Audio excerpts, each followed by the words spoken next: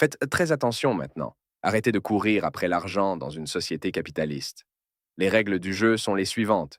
Vous êtes payé en proportion de la valeur perçue que vous avez, et les personnes qui perçoivent votre valeur sont le marché, les consommateurs de l'économie. Le marché, c'est vous, vos amis, votre famille, vos voisins, votre pays. Les gens se plaignent que les footballeurs sont trop payés. Mais pour que les joueurs soient payés des millions, il doit y avoir un marché pour l'industrie du football en premier lieu. Les gens doivent en voir la valeur du football en premier lieu pour qu'ils veuillent dépenser de l'argent pour les matchs et les produits dérivés. Et si le marché a une forte demande pour le football, devinez ce qui arrive aux joueurs qui sont au sommet de leur jeu. Ils sont généreusement payés pour cela. Il ne s'agit pas de la quantité de travail que vous fournissez. Le nettoyeur qui transpire et se fatigue tous les jours est payé beaucoup moins que le comptable assis derrière un bureau. Pourquoi?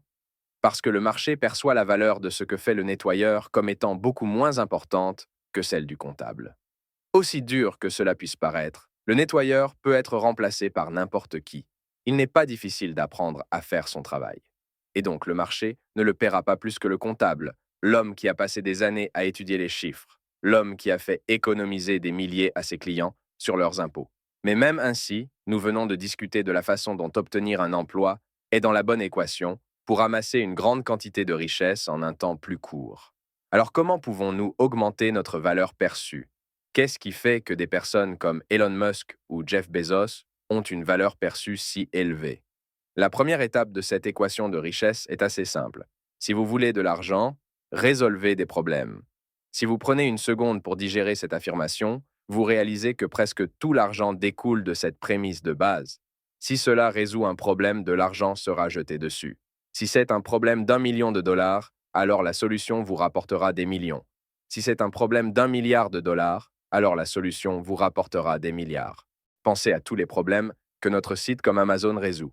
Le tracas d'aller dans un magasin, le tracas d'avoir à attendre des semaines pour une livraison, des prix moins chers, etc. Sans parler de toutes les autres entreprises qu'Amazon possède et des problèmes que ces entreprises résolvent. Jeff Bezos a aidé à résoudre un problème d'1 milliard de dollars et a également été récompensé favorablement pour cela. Si vous avez été à la poursuite de l'argent, alors vous avez fait tout faux. Cela semble presque paradoxal, mais si vous voulez de l'argent, ce n'est pas l'argent que vous devriez chercher. Vous devriez chercher des problèmes et, plus important encore, des solutions à ces problèmes. Et une fois que vous avez trouvé cette solution, créez une entreprise autour d'elle.